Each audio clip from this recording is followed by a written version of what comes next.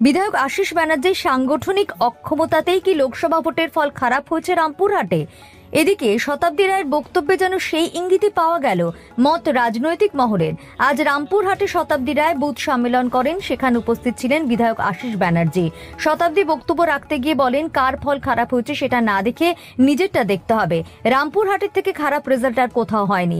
আশিস বন্দ্যোপাধ্যায় অনেক senior leader, এখানে কেন রেজাল্ট এত খারাপ হলো বুঝতে পারছি না।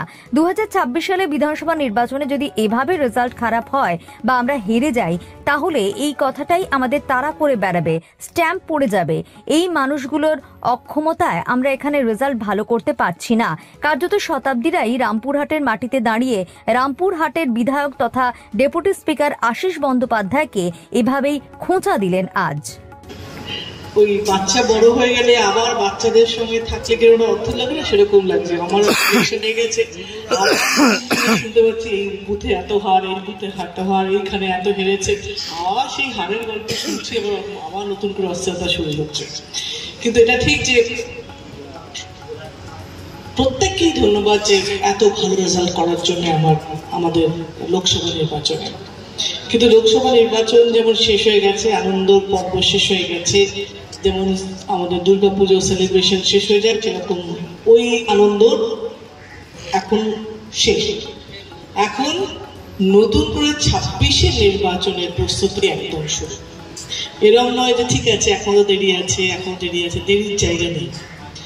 যে জায়গাগুলো খারাপ ছিল, যে জায়গাগুলো পৌঁছতে পারেনি রামপুরহাট বিশেষ করে, সেই জায়গাগুলোকে রিপেয়ার করতে করতে এখনো সেই সময়টা আছে বলে এখন থেকে যদি রিপেয়ার করা যায় তাহলে আমরা 26-এ ভালো রেজাল্ট করব। এবং সত্যি তাই যে রামপুরহাটের আশিসের মতন সিনিয়র লোক আছেন, এত সব এনার্জেটিক নেতাদের আছেন, তারপরেও রামপুরহাটের রেজাল্টটা খারাপ হওয়া তো খারাপ লাগে। এবং যদি এটাও হতো, মানে হয় না যে অন্য জায়গাগুলো খারাপ হলো, তাহলে আপনারা বলতে পারতেন ও তো আমার ছেলে মেয়ে যেরকম বলে পরীক্ষার রেজাল্ট খারাপ হলে আমি যখন জিজ্ঞেস করি যে এত খারাপ কি করে হলো, বলে ও তো আরো খারাপ করেছে। ওর আমাকে জিজ্ঞেস করতে হবে ভালো তোমার থেকে করেছে কে কে, তার হিসেবে ওর জানি না, ও জানে না, ওর থেকে খারাপের লিস্টটা ওখানে থাকে। যদি সেই হিসেবে যাই রামপুরহাটের থেকে খারাপ করেছে এরকম লিস্ট তো কারোর কাছে নেই। তো তাই জন্য আপনাকে আর আমার ছেলে মেয়ের মতন বলতে পারবেন না যে আমার থেকে খারাপ কেউ করেছে। তো সেই জন্যে আমার ধারণা যে রামপুরহাটের সচেতন হওয়ার সময় এসে গেছে।